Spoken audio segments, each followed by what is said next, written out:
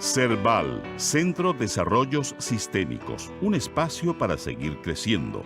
Yoga, apreciación musical, dibujo, laboratorios de coaching, entre otros. Consulta nuestros talleres en www.cerval.cl.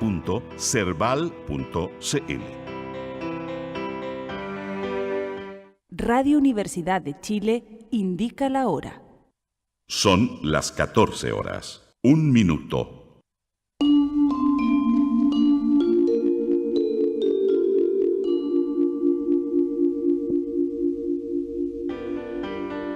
Radio Universidad de Chile presenta Herencia y Coherencia, historias que cambian vidas. Un programa del Centro de Desarrollos Sistémicos CERVAL. Conduce Susana Muñoz Aburto. Hola, les damos la bienvenida en este día nevado a nuestro programa Herencia y Coherencia, historias que cambian vidas. Este programa, como siempre, es realizado por CERVAL, Centro de Desarrollos Sistémicos, y auspiciado por CERVAL Comunicaciones. Nos pueden escuchar en el 102.5 FM y a través de la señal online radio.uchile.cl. Ahora los dejo con la conductora del programa, Susana Muñoz Aburto. Gracias, Fabi. Bueno, buenas tardes en este día nevado. Hoy les vamos a presentar a nuestro invitado. Nuestro invitado es Pablo Soto Hurtado. Él es músico, es concertista en guitarra clásica y es investigador musical, además de ser docente. Pablo, gracias por aceptar nuestra invitación y llegar hasta este lugar. Muchas gracias. Bueno, muchas gracias a usted por primero la invitación, por brindarme este espacio y espero de verdad sinceramente que lo que pueda aportar desde mi experiencia sea de ayuda y beneficio para el programa. Estupendo. Bueno, sin duda que la herencia y la coherencia van a ser la pauta o la melodía que vamos a seguir durante todo este programa. Pablo, tu relación primero con la guitarra. La relación primera con la guitarra. Intentaré construir un relato que sea, ojalá, lo más verídico posible. Creo que no es posible separar la relación de la guitarra como instrumento con la relación con la música. Sin duda. Creo que el primer vínculo, o el vínculo inicial, parte con la música, diría yo. Uh-huh. Desde mi estado en el vientre materno, diría yo, y con todo el contexto tanto familiar y cultural que vivía el país en esa época, que significaba. Yo nací el año 1982. ¿Ya? ¿Eres jovencito? Sí, gracias. Nací el año 1982 y bueno, te lo nombro porque se vincula con la pregunta que me hiciste. ¿En qué sentido? El año 1982 es un año muy, muy interesante en la historia de Chile. Es el año en el que se vivió una de las peores crisis económicas, por ejemplo, que experimentó el país desde la gran crisis de las primeras décadas del 20, ¿cierto? Y golpeó con mucha fuerza a Chile. También fue el año, creo yo, un año muy simbólico en términos de las demostraciones públicas contra la dictadura militar, porque creo que fue el año en que se iniciaron.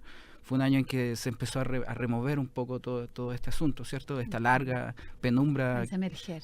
Claro. Y además, nuestros vecinos cercanos, por ejemplo, los argentinos estaban en guerra con los ingleses, entonces era un año bastante convulsionado, claro. ¿Ya por qué te digo esto? Porque yo diría que el entorno cultural y político siempre va a ser, en mi caso, diría yo, en la primera infancia, en las primeras épocas de mi vida, si pudiera hacer una metáfora musical, sí, como el bajo continuo. Okay. En el barroco había una forma musical que se llamaba el bajo continuo, que consistía en que había una suerte de pedal o de acompañamiento por el cual se desarrollaban melodías, cantos, etcétera. Pero ese canto, la fundación, ¿no? Exactamente, pero ese canto era, o ese bajo continuo era lo que estaba permanentemente detrás. Perfecto. Entonces, ¿por qué te lo digo? Porque la primera cercanía con la música no se puede disociar de ese contexto. Ajá. Entonces, la música en ese contexto familiar representaba, más allá de un gusto estético, yo he llegado a la conclusión que representaba cosas importantes como identidad, como lucha, como pertenencia, por supuesto, porque Ajá. el repertorio era el repertorio panamericano, era el repertorio de la nueva trova cubana, Ajá. era el repertorio del nuevo canto chileno, la nueva canción chilena. ¿Y la familia cómo se insertaba en eso? ¿Tu familia? Mi familia, desde distintas posiciones, diría yo,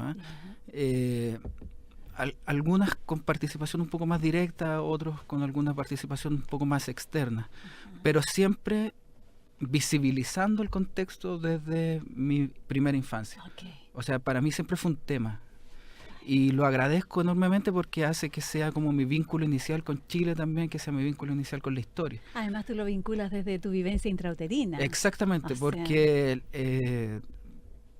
el relato que construyen mis padres de la relación mía con la música nace de una persona que fue un amigo muy cercano de mis padres, que se supone que me hizo el regalo de un primer juguete musical con el cual yo disfrutaba, de acuerdo al relato de mis papás, en el vientre materno. Perfecto. Y esa persona también resulta ser muy trascendente, aunque nunca lo conocí, porque era muy cercano a mis padres y bueno, tuvo un desenlace que es bastante trágico en relación también a este contexto, en relación de la dictadura. Entonces, ese inicio yo creo que es lo fundante. O sea, el inicio con la música, para ti, Pablo, ocurre mucho antes de que tú nacieras. Exactamente. Bonito. Exactamente. Y luego viene una relación que nace ya, diría yo, desde dos dimensiones. Una dimensión que yo representaría como sensitiva o corporal, en el sentido de que hay un espacio de memoria que no es racional, ¿cierto? Sin que duda. no es intelectual, Ajá. porque todavía no está desarrollado el lenguaje, por ejemplo. Pero sí, preverbal. Claro, preverbal. Pero sí hay una relación con el cuerpo y con lo sensitivo, diría yo. Sí. Entonces, me sucede que yo creo que en esa primera infancia, que debe haber sido hasta los 3, 4 años, tengo una relación de ese tipo con la música. Perfecto. Y la he comprobado siempre en mi vida posteriormente, porque todavía siento músicas, por ejemplo, ciertas canciones, y que me remecen desde esta perspectiva, que no es verbal, no es racional, sino que es sensitiva. ¿Qué número de hijo eres, Pablo? El primero y el último. El primero y el sí, último. El único. El único. Sí, el único, claro.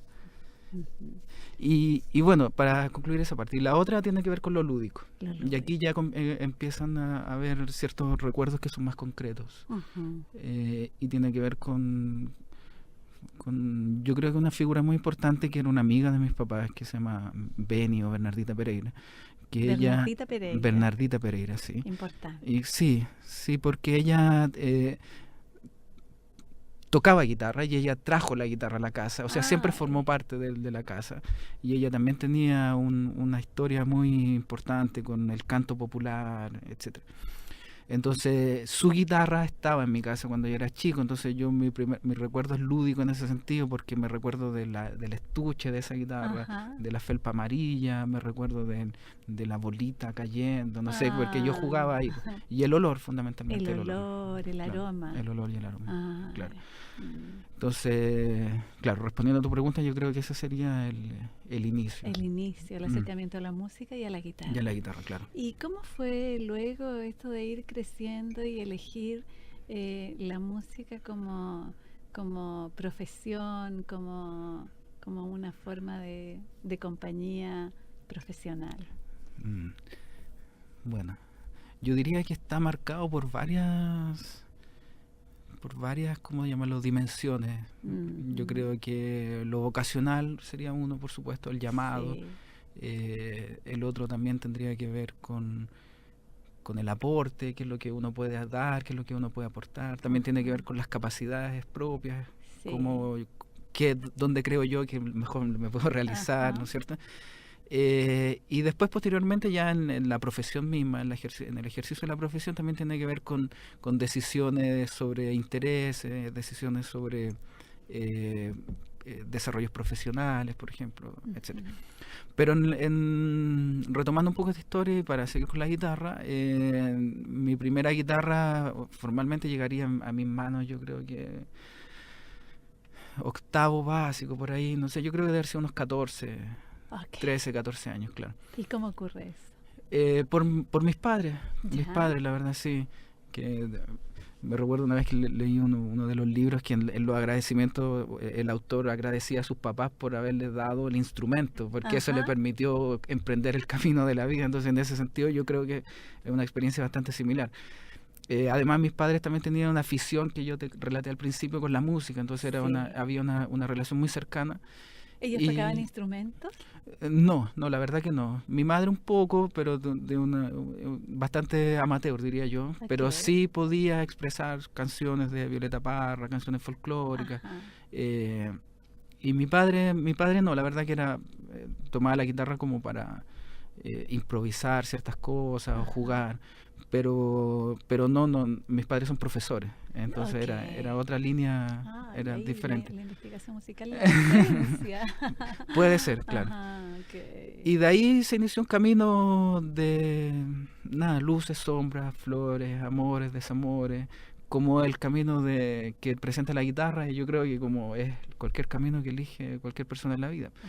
Solamente que está relacionado con muchas cosas, por supuesto. Sin duda.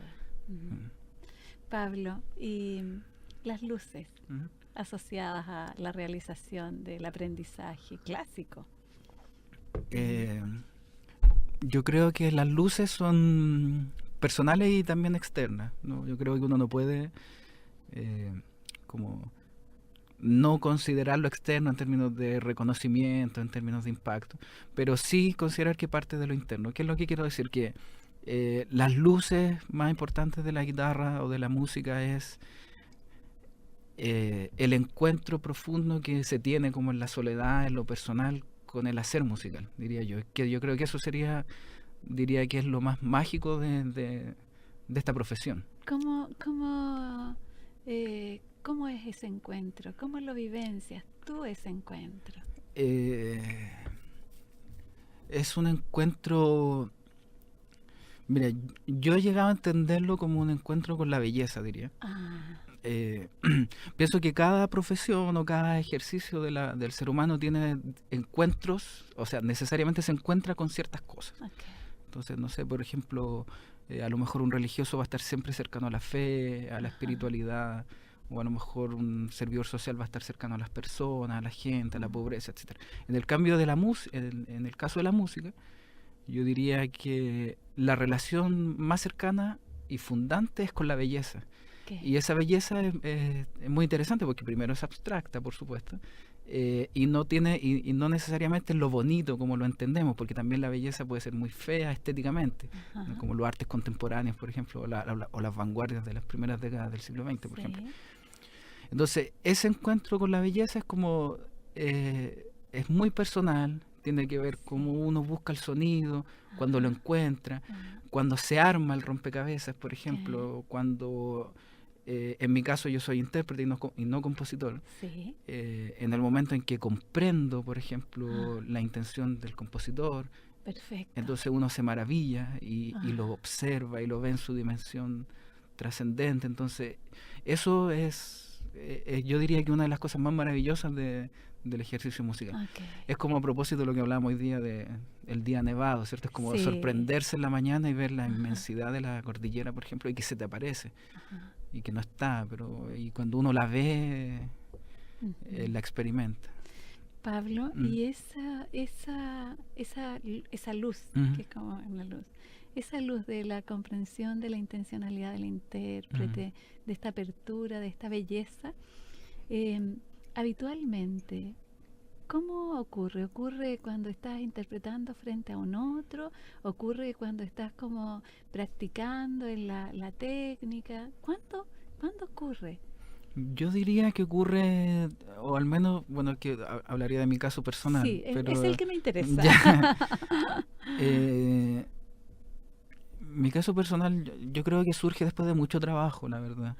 Después de mucho trabajo, porque es como que hay que ahondar, y ese ahondar viene dado por mucho trabajo previo, que es, al menos en la interpretación musical, siempre hay muchos trabajos previos que hacer, que tiene que ver con, no sé, la conceptualización estilística, por ejemplo, con el reconocimiento de la época, cómo sonaba, quién es el compositor, o sea, todo un aparataje que me permita situarme, ¿cierto?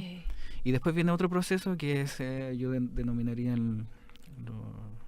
lo mecánico, lo físico, que es tratar de pensar de qué manera corporalmente traduzco esto que es abstracto a la materialidad del sonido.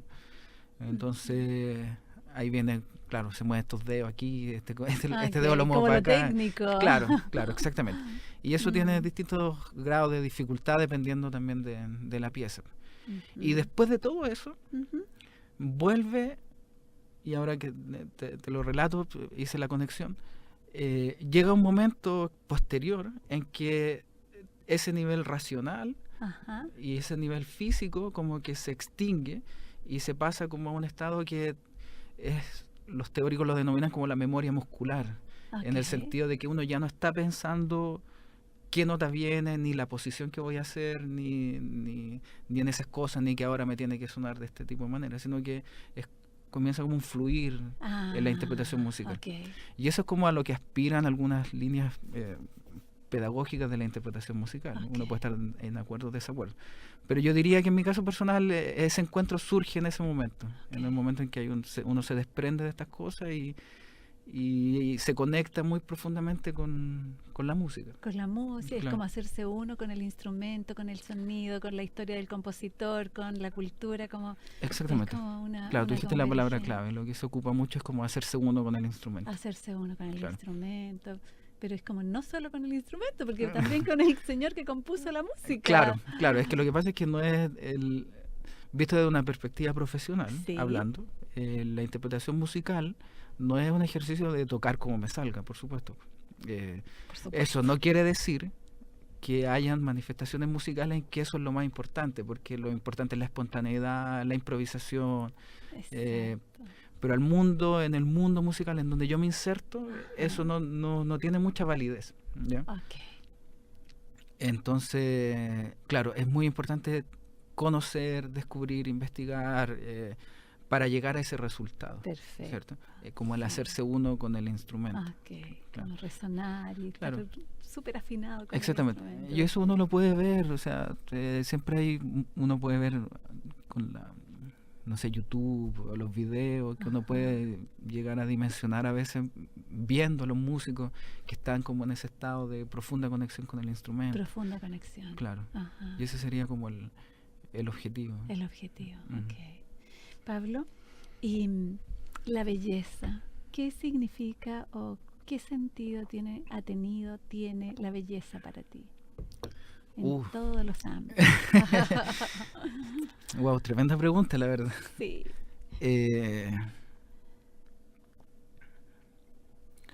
Mira, voy a intentar respondértelo de esta manera. Yo creo que una de las cosas que más agradezco de mi familia, de mis padres, es que creo que a partir de ellos logré desarrollar una habilidad que sin la cual es imposible acercarse a la belleza y que tiene que ver con la contemplación. El hecho de contemplar. Por el afán único de contemplar. Entonces es una mirada de las cosas que pueden ser desde cosas tan majestuosas como el mar, la cordillera, no sé, etcétera, o cosas tan a lo mejor más humanas como la amistad, como, no sé, las palabras, etcétera. Entonces esa posibilidad de contemplar, yo creo que es sin esa no podemos contemplar la belleza. Entonces, ¿qué es lo que quiero decir con esto? Que a partir de ese ejercicio de la contemplación, yo siento que tengo personalmente una sensibilidad a ver esas cosas o esa belleza en todas las otras cosas del quehacer cotidiano. Perfecto. Entonces no tiene que ver solo con la música, de que sea bonito o que suene de tal o cual manera, sino que tiene que ver con ver crecer a tu hijo, por ejemplo, o no sé, como que está en todo, diría yo. Okay. Diría que está en todo. Es como ser sensible a los desafinamientos claro. en todos los contextos. Claro, ¿no? yo diría que sí, yo diría que es poder estar atento y poder contemplar. Y la contemplación, la contemplación es un ejercicio muy romántico, en el sentido del arte romántico, me refiero, o sea, sí, de la literatura romántica, de la música romántica, en los cuales los artistas en esa época concebían que a partir de la música y fundamentalmente también a partir de la observación de la naturaleza, el ser humano, en este caso el artista, podía llegar a ser parte o vincularse de alguna manera como con lo mágico, ellos lo denominaban la virtud o la belleza que estaba detrás de todas las cosas. Entonces no es menor, por ejemplo, que en la literatura romántica o en la pintura romántica siempre hay un hombre mirando el mar, siempre hay un hombre mirando el acantilado, ¿cierto? Ajá. Entonces, porque a partir de la contemplación se puede acceder a la belleza. Perfecto. Pablo, ¿y cómo se articula la observación de la belleza con este sonido de fondo en el que tú nos cuentas que te desarrollaste? Este sonido, no dijiste de fondo, pero es como el bajo. Claro, el bajo. El bajo sobre el cual se construye la historia. Que era como un contexto convulsionado, ¿no? Claro. A ver, yo diría que... ¿Cómo se articula? ¿Cómo se relaciona? Yo creo que también parte como con la sensibilidad, de poder tener una sensibilidad al momento histórico, por ejemplo, que me ha acompañado desde ese momento. Y a poder aquilatar, diría yo, una de las grandes virtudes, una de las tantas virtudes que tiene la música, que es la belleza en sí, por supuesto, pero además que tiene el rol de la compañía, de la denuncia, del adoctrinamiento, ¿cierto? Entonces yo creo que ese periodo del que yo te relaté en un principio, la belleza musical se relaciona con esos conceptos, diría yo. Fundamentalmente con la denuncia, con la esperanza. Es como lo que sucede, bueno, y no es un caso particular de Chile, esto es transversal a toda la historia de la música, ¿cierto? El caso ícono es, Beethoven, por ejemplo, sobre todo con la Novena Sinfonía, que se ha escrito y se ha estudiado mucho sobre eso, cómo la música se transforma en un instrumento de esperanza, de belleza, dentro de un contexto que es más bien oscuro. Perfecto. Pablo, ¿y las sombras de tu relación con la guitarra? Bueno, son muchas, la verdad. Algunas. Las sombritas. Las sombras. A ver, la primera sombra es... Mira, yo las denominaría como entre sombra y crisis. Estupendo. Sí. En el sentido de que finalmente igual uno aprende de la sombra o igual aprende de las crisis. Entonces, sin duda. Uno es el contexto como, yo diría, en el cual del siglo XXI, en el cual está inmerso la música hoy en día. Entonces eso ha significado, a simple vista o desde la sombra, un costo importante, porque el ejercicio musical en esta época es muy difícil. En términos profesionales, yo lo comparo con otras carreras o oficios que son más consonantes con el sistema, con el modelo, ¿me entiendes? Entonces eso ha implicado que hay que buscárselas y rebuscárselas para poder seguir estando en esto y no renunciar. Pues entonces, claro, eso también explica, por ejemplo, las otras áreas en las cuales yo me desarrollo. Y una de las sombras importantes también tiene que ver con la soledad, la individualidad propia de ejercer un oficio que es muy solitario. Es muy solitario. Claro, es muy solitario, por supuesto, porque al menos el trabajo musical como solista implica mucho trabajo en que uno se encierra con uno mismo. Okay. Y me imagino que a veces uno se ama mucho y otras veces también se odia, entonces es una relación muy directa que a veces uno haciendo muchas cosas no se da ese espacio. Okay. Lo que sí está claro es que entre amor y odio las dos son intensas. Claro, sí, las dos son intensas. Sí. Entonces yo creo que eso puede también acentuar, si uno no está 100% preparado, ciertas conductas o ciertas como, no sé si llamarlos, comillas, enfermedades psicológicas, que son como también muy típicas de los músicos, ¿cierto? Como angustia, como la soledad, es como... Si es que no se maneja bien ese encuentro con uno mismo, puede derivar en eso. Okay. También que es un trabajo es como esto de transformar la soledad en un aislamiento. Claro, Okay. Claro. Y que tanto conversar con uno mismo, uno termine enfatizando ciertas cosas que pueden ser perjudiciales para uno mismo. Perfecto. ¿Ya? Y eso es básicamente la mente, de eso estoy hablando, porque la mente es...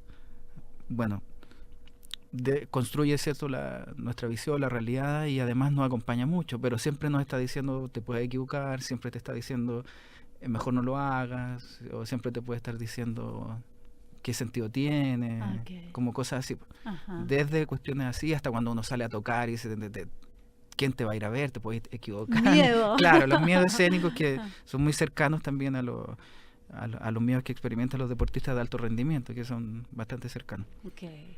Y la última sombra es... Bueno, la tenía muy clara y se me olvidó. Ya. No, la verdad se me olvidó. Pero si me acuerdo te la cuento. Perfecto. Bueno, vamos a tener una pausa para volver a buscar la última sombra. Ya, bueno, gracias. Vamos a una pausa y volvemos en un momento.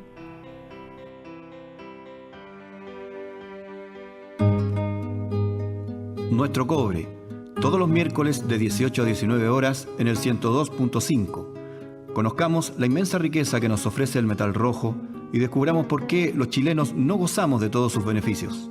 Forjemos juntos una política que recupere y defienda el sueldo de Chile y viga maestra de su desarrollo futuro. Producido por Vladimir Cerda, conduce el periodista Raúl Blanchet en Radio Universidad de Chile, la radio que piensa. La carne de la pampa.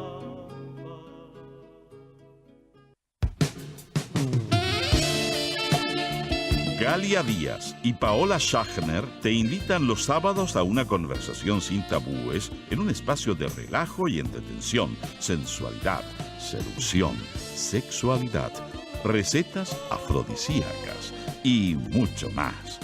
Recuerda, todos los sábados desde las 19 horas en tu programa Para Comerte Mejor.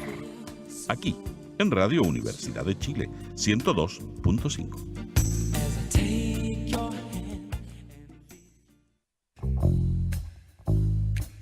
Lea en Le Monde Diplomatique, un salto en la lucha del pueblo mapuche. Punta Peuco, el mundo al revés. La desigualdad que ahoga a Chile. La inmigración árabe en América Latina. Artículos sobre Francia, Sudáfrica, Suecia, Arabia Saudita, el Líbano. También apareció el libro Siria, una guerra por encargo. Le Monde Diplomatique, más indispensable que nunca.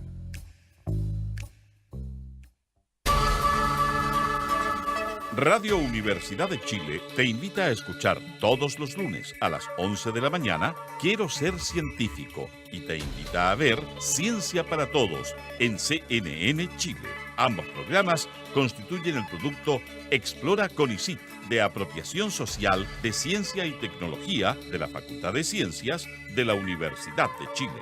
Creando redes con ciencia y tecnología. Dirige y conduce la directora de Extensión de la Facultad de Ciencias, profesora Hortensia Morales Curtis.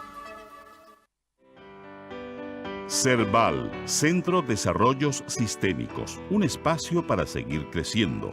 yoga, apreciación musical, dibujo, laboratorios de coaching, entre otros. Consulta nuestros talleres en www.cerval.cl.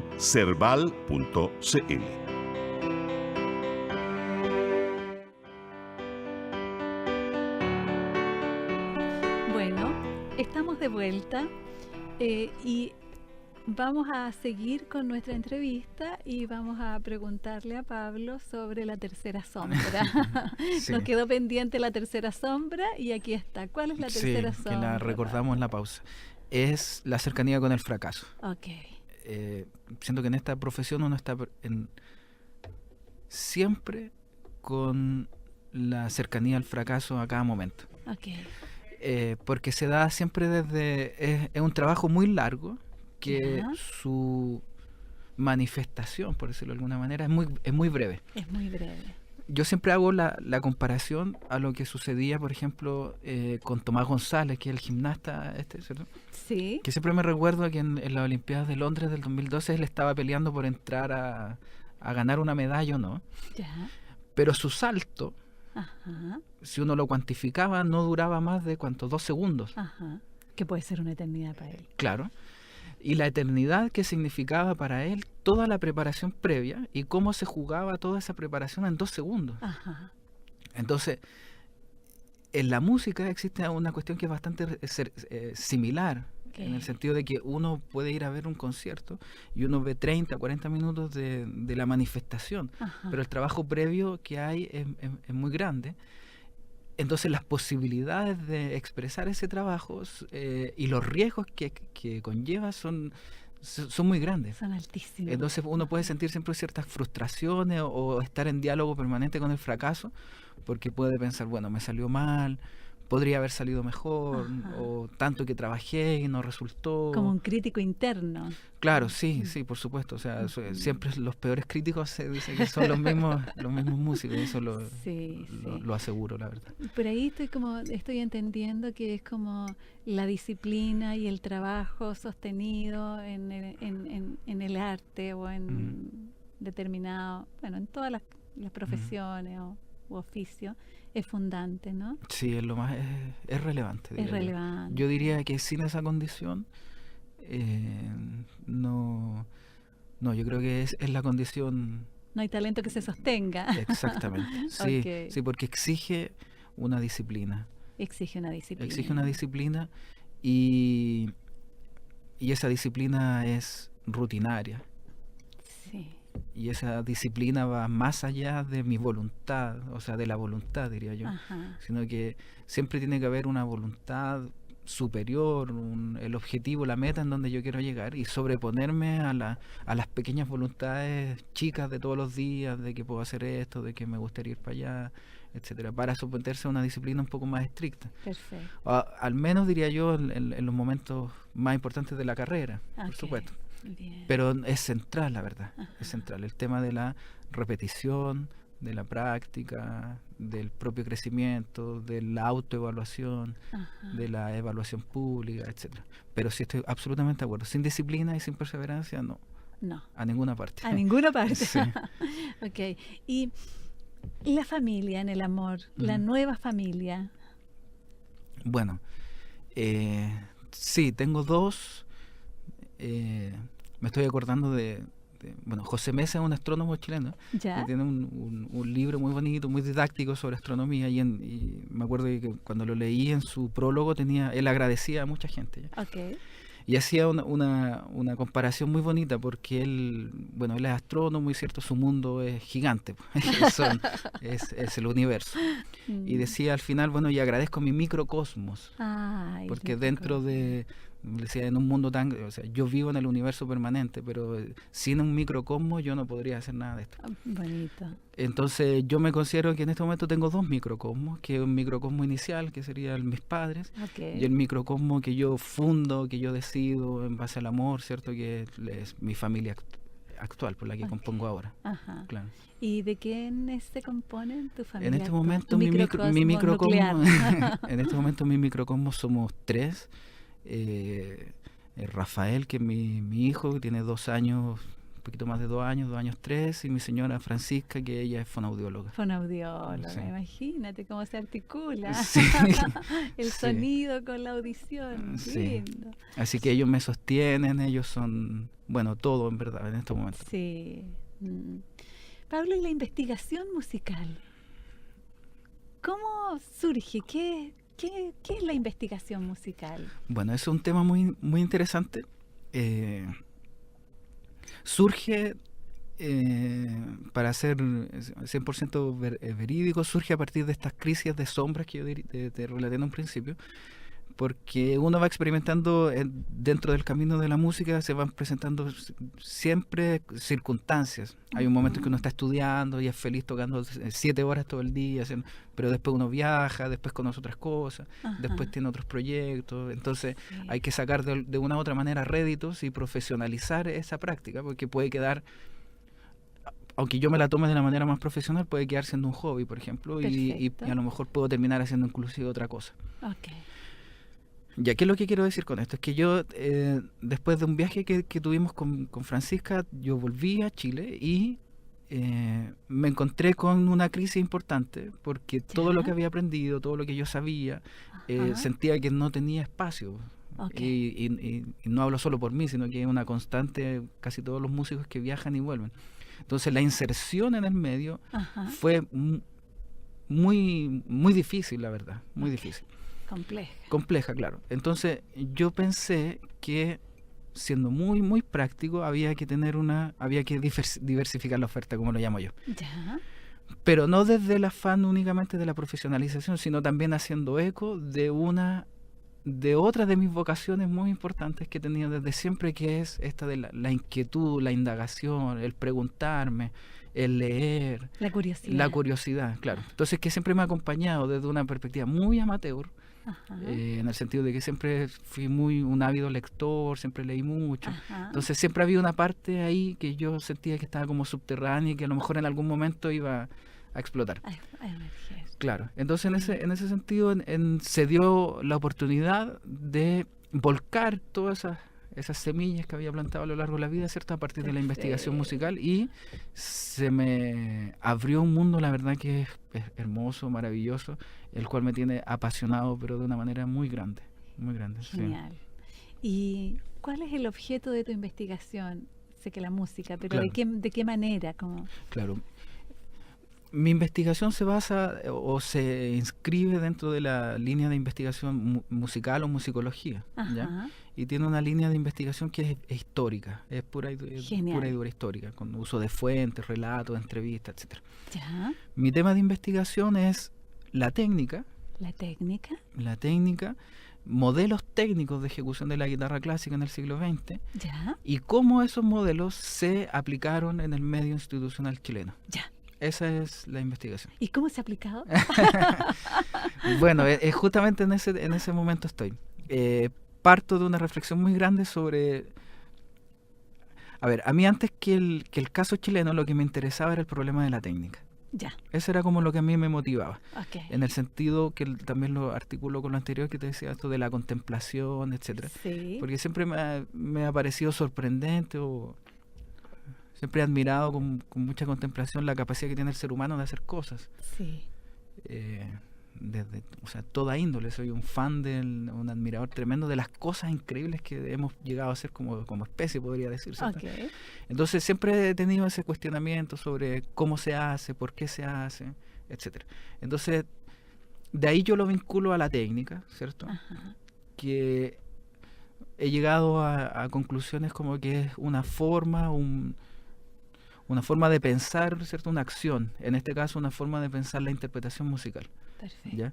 Y que tiene varios componentes, que yo diría que uno es un componente que es como estoy hablando ahora de la técnica musical, ¿ya? Que es el componente físico, el componente mecánico, que se traduce en cuestiones tan coloquiales como siéntate de esta manera, mueve el dedo así, córtate la uña de esta manera, agarra la guitarra así, etcétera. Entonces hay un gran listado de de lo que yo denomino mecanismos. Perfecto. Entonces, Después, eso es lo que hay que superar después para en tener cierta el medida, encuentro. claro, en cierta medida sí. Ok. Y hay que criticarlo, y hay que Y hay que- sobreponerse y crear ok. y llegar ojalá a crear tu propia técnica. Ah, interesante. Ahora, lo interesante es que cada uno de esos movimientos viene acompañado siempre de un aparato Ajá.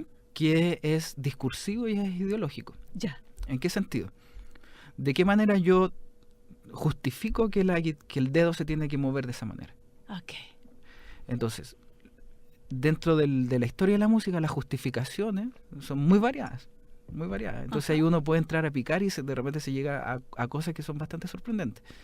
Entonces, una de los legados más importantes, diría yo, incluso de la ilustración, es que los movimientos tienen que aspirar a la naturalidad. Para que sea orgánico. Claro. Entonces ese es una de los fundamentos, o sea, yo diría de las justificaciones que está presente siempre. Ok. Lo cual es complejo, porque uno podría decir, ¿en qué medida nuestro cuerpo está hecho para tocar un instrumento? Ajá. Entonces, ¿y cuál es el concepto de naturalidad que hay detrás? Entonces, es difícil. Y también hay otras justificaciones que son netamente prácticas, como que vaya a sonar más fuerte, como que vas a aprender más rápido, por ejemplo. Ok. Entonces, cuando uno empieza a pensar en esas justificaciones, uno llega a darse cuenta cuál es el pensamiento que está detrás de eso. Perfecto. Entonces, a veces los pensamientos uno no los toma en consideración Ya. y uno aprende, por ejemplo, bajo una cierta perspectiva técnica, pero que cuando uno las descubre, tú te vas dando cuenta de cuáles son las ideologías que yo estoy repitiendo en ese ejercicio. Genial. ¿Me entiendes? Sí. Entonces, por ejemplo, claro, que ojalá sea el aprendizaje lo más rápido posible, o busca la economía de movimiento, ojalá que sea el máximo rendimiento con el mínimo esfuerzo, etcétera. Ay, sí. O que no tienes que hacer lo que el libro dice, lo que la pedagogía dice. Entonces hay todo un sistema de pensamiento que está detrás. Sin duda. Y por último, y lo más importante diría yo, es que todo esto al final suena de una manera. Suena de alguna manera. Claro, entonces, por más que uno no lo Suena quiera, la ideología. suena la ideología, claro. Suena el mecanismo, suena el discurso, suena la idea, y finalmente eso se traduce en un tema estético, o sea, ¿cómo suena? ¿Cómo suena? Entonces, es muy interesante porque bajo esa perspectiva, uno puede analizar, por ejemplo, todos los grandes intérpretes musicales Ya. y llegar a concluir todo lo que estaba detrás de su interpretación musical, por ejemplo. Cuál era su mecanismo, que puede ser lo más evidente, cuál era la construcción ideológica que lo sustentaba, Ok. y además cuál era el resultado sonoro. Entonces, Genial. mi investigación trata sobre eso, en las grandes escuelas técnicas guitarrísticas de la guitarra del siglo XX, Oh, y increíble. en la aplicación al caso chileno. Perfecto. O sea, algo así como puedo escuchar una pieza musical y puedo inferir la ideología de quien la creó. Claro, ¡Qué nervio! claro, yo puedo por medio del análisis sonoro, que una de las líneas metodológicas, hacer cuantificar, por ejemplo, timbres, Ajá. características tímbricas, hacer un esquema, un cuadro, decir, esto suena, esto también es muy gracioso porque los músicos para describir los sonidos hacemos uso de categorías que son muy diversas, desde la comida, desde los colores, ¿Ya? que esto suena dulce, esto suena ácido, esto suena gordo, esto suena flaco, Perfecto, etcétera. ya. Entonces, a través de esos adjetivos se va Ujú. construyendo el discurso, ¿cierto? Y uno puede, a partir de ese discurso, describir de cierta manera cómo suena, que es uno de los grandes desafíos de mi investigación, es cómo contarle a alguien cómo suena la guitarra interpretada desde esta perspectiva, Ok. en contraposición a cómo suena la guitarra interpretada desde otra Otra perspectiva. perspectiva. Claro. ¿Y cómo influye ahí la ideología propia del intérprete? Claro, yo diría que todo lo que te relate aplica mucho, pero a un contexto que yo lo determino en mi investigación, que es más o menos hasta el año 90, diría yo. Ya. Porque hasta el año 90, en Chile, ahora estoy hablando del caso chileno, todavía era Sí. muy posible distinguir las grandes, los voy a llamar como las grandes propuestas técnicas, y que Ok. estaban tensionadas acá adentro, ¿cierto? Ya. Ahora, todo eso tiene una bajada que es eminentemente personal. Ok. O sea, no por el hecho de que tú estudiaste bajo cierto paradigma técnico vas a estarlo reproduciendo al pie de la letra, porque existe en el traspaso ya existe una transformación, porque todos somos personas diferentes.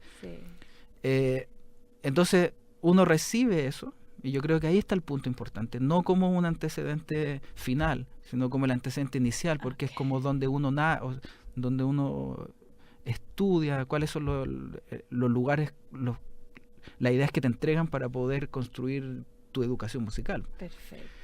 Y después uno va construyendo al tiempo de la práctica lo que yo creo es su manera personal de pensar la ejecución musical, y que tiene también estos 3 elementos, que es lo mecánico, que es lo discursivo y que es también lo estético. Perfecto. Entonces ya a partir del año 90, al menos en Chile, diría yo que no es posible hablar de escuelas ni de nada, pero sí podemos hablar de escuelas personales, y no en razón del impacto, sino en razón de que cada guitarrista crea también su propia técnica, su propia forma de pensar el instrumento. Okay. Y en ese sentido, Pablo, ¿cómo es la relación de la enseñanza de la música? Estoy pensando en tu estudiante. ¿Cuál es la relación entre tú como profesor y los estudiantes a los cuales enseñas la música? Claro. Bueno, aquí hay que hacer una salvedad importante, porque yo la docencia la ejerzo fundamentalmente en cursos que son más bien teóricos, que son de historia, básicamente de historia de la música y de apreciación musical. Y el ejercicio como profesor de guitarra siempre ha sido más bien marginal. O sea, he tenido varios alumnos, pero de manera particular, pero nunca asociado a una institución, por decirlo de alguna manera. Entonces eso no me ha permitido desarrollar una sistematización de mi pedagogía guitarrística. Pero sí me ha permitido al menos matizar toda esta idea en el otro ejercicio docente, que es más bien teórico. Entonces ahí mis premisas fundamentales siento que es como ojalá remecer a los estudiantes. Movilizar, como despertar. Claro, es que sobre todo en el caso de cómo uno enseña la historia, y no solamente en mi caso personal en el curso que yo hago, sino en todo ámbito de cosas, que se puede reducir a la entrega de datos duros, por ejemplo, concretos, a definiciones, a problemáticas, ¿cierto? Entonces uno después puede ser una persona muy autómata, y repetir, y puede decir, bueno, sabe los datos, o sea, yo claro, el barroco es 1600, 1750 y lo tengo memorizado. Pero yo pienso que lo fundamental no es eso, sino que lo fundamental es que eso sea una experiencia. Y que sea una experiencia en términos de que me movilice a lo que yo experimento hoy en día en mi vida.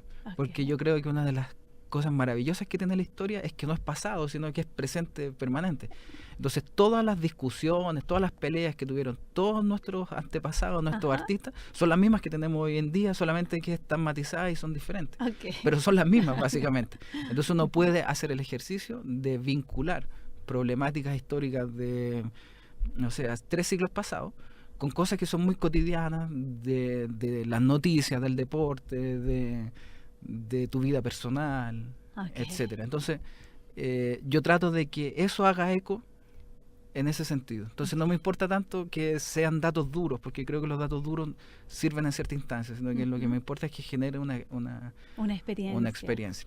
Perfecto. Y lo más importante también es tratar de entregarles, y aquí sí va un poco mi ideología, y lo reconozco, es comprender el ejercicio de la historia como una construcción y un relato.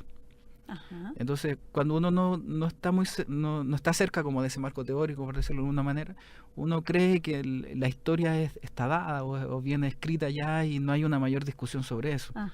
Entonces, el desastre de Rancagua, por ejemplo, no sé, pues, la gran pelea cultural que se tuvo en Chile sobre régimen militar, dictadura militar. Entonces la historia se va construyendo y no se construye cayendo del cielo, sino que son hombres con sus pensamientos, con sus circunstancias, con sus inscripciones, que la están construyendo y que la están relatando. Y en ese ejercicio seleccionan, cortan, editan, buscan, mueven, para dar con un relato que de una u otra manera represente lo que yo estoy buscando. Perfecto. Entonces, eso es muy importante y yo lo trato de entregar porque eso genera inmediatamente que se pueda criticar todo para atrás. Okay. Porque todo para atrás es una construcción. Entonces, y puede ser cierta, por supuesto, pero no hay que olvidar nunca que lo canónico en la historia no es una verdad absoluta. Ajá, entonces eso es lo que me interesa al menos. Y me he topado con ese caso en mi investigación sobre la guitarra clásica chilena, porque hay muchas cosas que están dadas, que son muy canónicas, que son construcciones discursivas que están presentes en el medio, pero que a medida que he ido investigando me he encontrado que a veces difieren en ciertas cosas. Entonces ahí también hay una cuestión de reconstrucción. De reconstrucción, claro. Sí. Es como, tengo la idea que ahí como el preguntarse permanentemente, ¿no? Exactamente, claro. Es como el ir preguntándose. Claro, el ejercicio fundamental, incluso del que yo siempre parto, es como, bueno, si un día viene como el ejercicio que estoy haciendo yo ahora, ¿cierto? La revista del Mercurio, por decir cualquier cosa, y pues digo, cuénteme su vida de músico. Entonces ahí inmediatamente, que es lo que he hecho yo ahora en este momento también, uno va seleccionando ciertas cosas y para ir construyendo lo que yo quiero decir y lo que yo creo más asemeja a lo verídico. Claro. Perfecto. Entonces, claro, una interpelación personal permanentemente. Como una reflexión, claro. Una pregunta, exactamente. Darse cuenta, iluminar alguna zona. Claro, ¿verdad? Oscurecer otra o llevarlas más adelante. Exactamente. Y en ese sentido todo es muy personal. Sin duda. Sí. Pablo, y la música, estoy pensando en esta como atemporalidad, como lo pasado, ¿verdad? Que es como impacta en este presente, las grandes tensiones de antaño, que son tensiones hoy día, quizá con otros matices.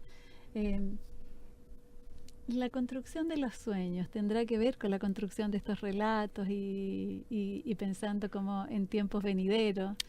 Sí. Claro, ese es el gran desafío. ¿Cierto? El gran desafío, claro. Sí. Y era también una de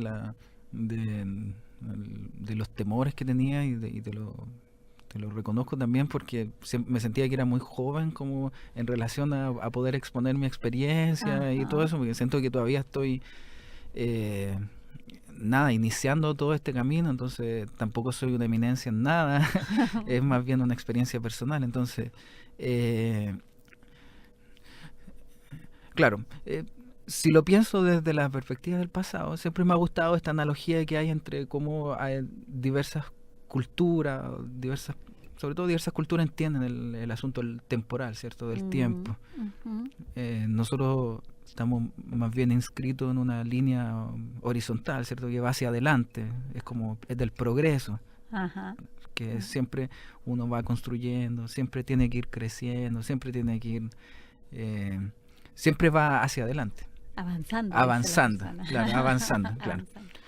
Pero una vez me topé con la información que la encontré muy bonita, como que habían ciertos pueblos, no sé de qué pueblos, pero el concepto del futuro no era horizontal, sino que era más bien circular, en el sentido de que el futuro venía dado por lo que uno iba caminando atrás. Entonces uno iba caminando en un círculo. Entonces el futuro no es lo que está adelante, sino es lo que viene atrás y va a aparecer adelante mío. Entonces a mí me gusta pensarlo desde esa perspectiva. Perfecto. Entonces lo que viene para adelante, diría yo, es primero quiero profesionalizarme al máximo en lo que estoy haciendo ahora, que es la investigación, lo cual también ha tenido costos, por ejemplo, porque me he visto en la obligación de dejar de tocar guitarra, por ejemplo, por un tiempo, porque no son compatibles, la verdad. Ya. Es un trabajo muy grande. Entonces no se puede, hay que darle dedicación. Hay que tomar opciones y vivir los duelos. Claro, y a veces sí lo echo de menos bastante, pero... Y uno de los desafíos, claro, es de qué manera yo puedo encontrar ese espacio para poder reencontrarme con eso, que es una parte, yo diría, trascendental y esencial de mi vida. Como otros espacios. Claro, que sería como mi espacio. Entonces, y en ese sentido hay proyecciones que son bastante concretas, entonces terminar mi tesis, redactarla, defenderla, proyectarla, y además me he encontrado con cosas tan bonitas que en este recorrido que hago por la historia van saliendo muchas cosas que están como escondidas y que uno puede retomar. Ajá. Entonces como que se abren múltiples perspectivas de investigación.